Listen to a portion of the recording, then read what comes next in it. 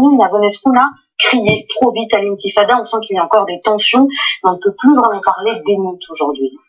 La question n'est pas de savoir quelle est la définition à donner à ce genre d'émeute. La question est de savoir comment juguler cette situation, comment la calmer pour le futur. Puisque ces genres d'émeutes, vous savez, les intifadas, même les chiffres qu'on leur donne ne sont pas exacts. Il y en a eu dans les années 20, dans les années 30, la révolte arabe de 1936. Ce n'est pas ça la question. Ce n'est ni la définition ni le chiffre des intifadot. Il y a eu ces derniers jours des tentatives de calmer la situation, en particulier avec les rencontres entre le premier ministre israélien et le roi de Jordanie sur la question du nom du temple.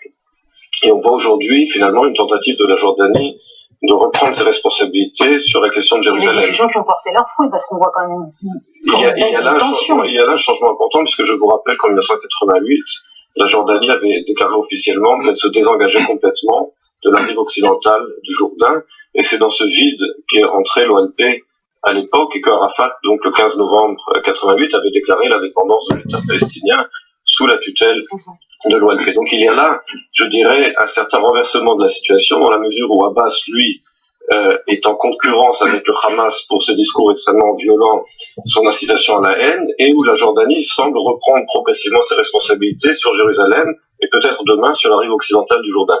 Donc il y a là un changement intéressant qu'il faudra suivre. Avant de vous poser des questions sur ce qui se passe sur le plan diplomatique, j'aimerais présenter votre nouveau livre qui est sorti il y a près d'une semaine en anglais, qui sera bientôt traduit en français, The Victory of Zionism, j'espère que je le dis avec un accent correct, que vous pouvez retrouver sur Internet et sur Amazon, donc par Emmanuel Navon, et traduit en français très prochainement. Pas très prochainement, mais prochainement. Prochainement, bon, d'accord. Alors, ma première question, est-ce que ces menaces dont on entend parler depuis maintenant quelques temps sont à prendre au sérieux, ou est-ce qu'il s'agit encore d'un rappel à l'ordre? La question est de savoir si l'Union européenne doit être prise au sérieux. Et là-dessus, je souhaiterais citer ce qu'ont dit deux hommes d'État assez âgés et connus récemment, Henry Kissinger, l'ancien secrétaire d'État américain, et Mikhail Gorbatchev, l'ancien chef d'État de l'Union soviétique, qui se sont exprimés récemment.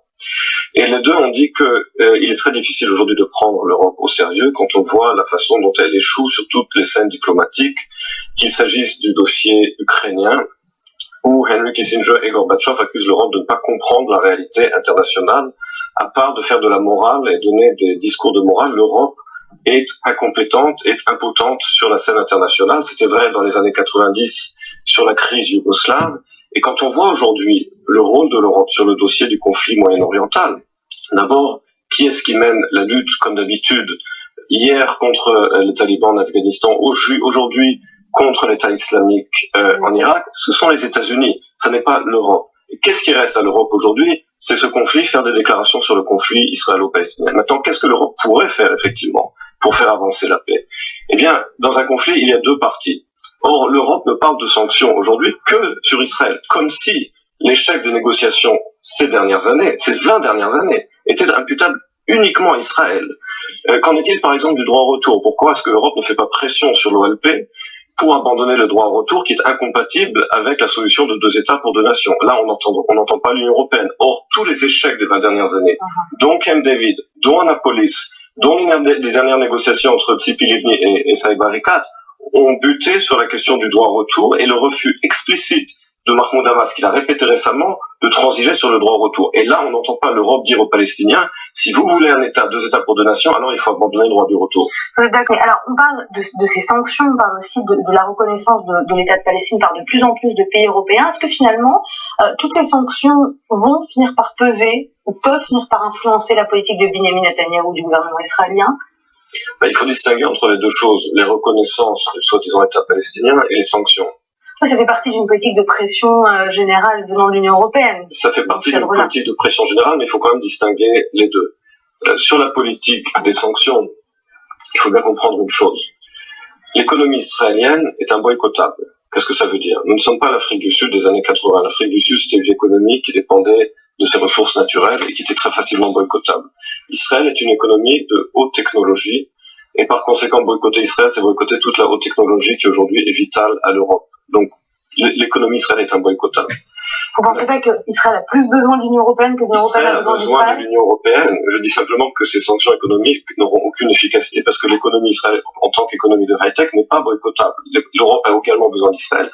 Israël a également besoin de l'Europe, c'est notre premier partenaire commercial, mais n'oubliez pas que l'Europe n'est pas non plus le seul partenaire commercial d'Israël. Israël développe de plus en plus ces dernières années ses relations commerciales avec l'Inde, avec la Chine, avec le Japon, et Israël a d'autres options commerciales. C'est-à-dire que l'État islamique a finalement gagné une bataille médiatique.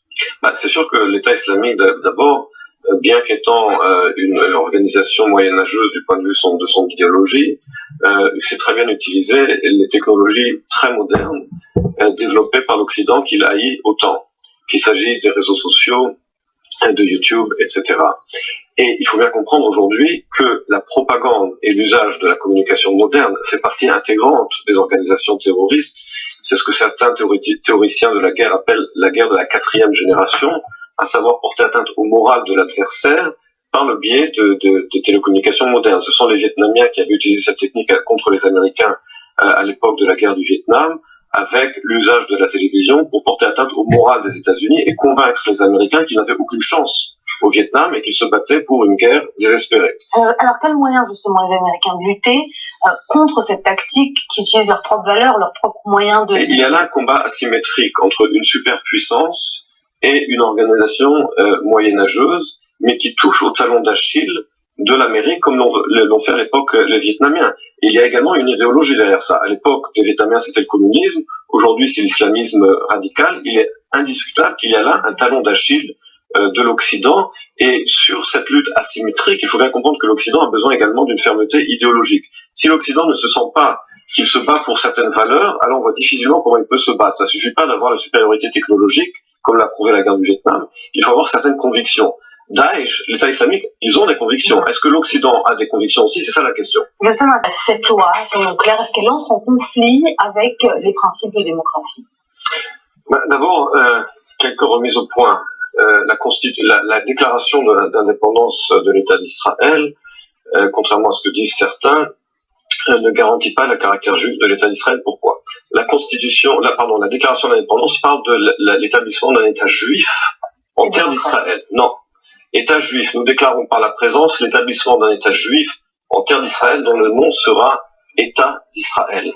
Maintenant, il y a eu un arrêt de la Cour suprême en 1948 qui s'appelle Ziv contre Gornik et qui déclare clairement que la déclaration d'indépendance ne fait pas effet, n'a pas de force constitutionnelle.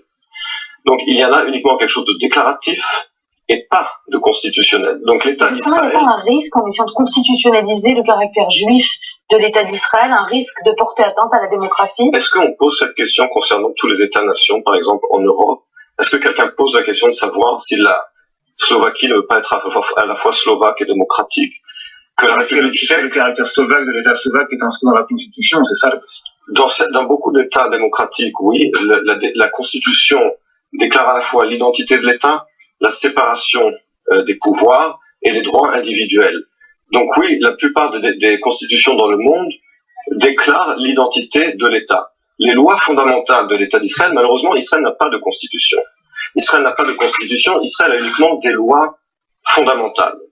Et il y a une loi fondamentale qui effectivement traite de la liberté individuelle, la loi de 1992 sur la liberté humaine, mais il n'y a pas de loi fondamentale sur le caractère juif de l'État d'Israël. Ça voudrait dire que être israélien, ça veut dire être juif? Pas du tout, mais pas du tout. Lisez le texte de loi. Le texte de loi ne dit aucunement que être israélien, c'est être juif, pas du tout. Le texte de loi parle très clairement d'égalité totale de tous les citoyens, quelle que soit leur ethnie, leur religion, etc., conformément à la déclaration d'indépendance. Simplement, la loi donne un effet constitutionnel à la déclaration d'indépendance qu'elle n'a pas depuis l'arrêt Ziv contre Gornik de 1948. Maintenant, évidemment, la question de savoir, j'imagine qu'on pourra en parler, pourquoi est-ce que cette loi vient maintenant? Il y a toute une explication qu'on pourra donner si on a le temps, mais ça, on pourra en parler. D'accord. Cette loi est à la fois stupide et inutile sous certains aspects, dangereuse sous d'autres. Voilà. Alors, la question de savoir est-ce que Ruth Gavison est stupide parce qu'elle soutient cette loi, elle a fait partie le professeur Ruth Gavison.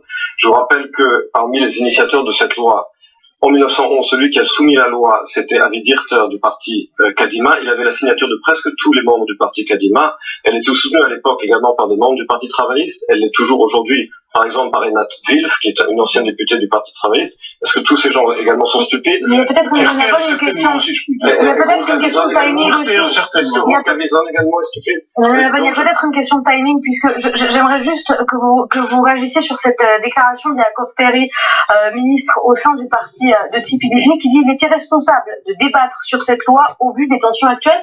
Et c'est aussi cela que l'on reproche à tout ce débat autour de cette loi sur la nationalité, c'est qu'on est quand même en pleine tension autour de Jérusalem et autour des minorités arabes, des tensions entre arabes et juifs en Israël. Est-ce que c'est le moment de soulever cette loi aujourd'hui? C'est l'argument officiel. C'est l'argument officiel, mais encore une fois, cette loi, comme je l'ai dit, elle a été soumise à l'origine en 2011 par le parti centriste Kadima, et c'était une loi qui avait le soutien. Pourquoi elle n'est jamais passée?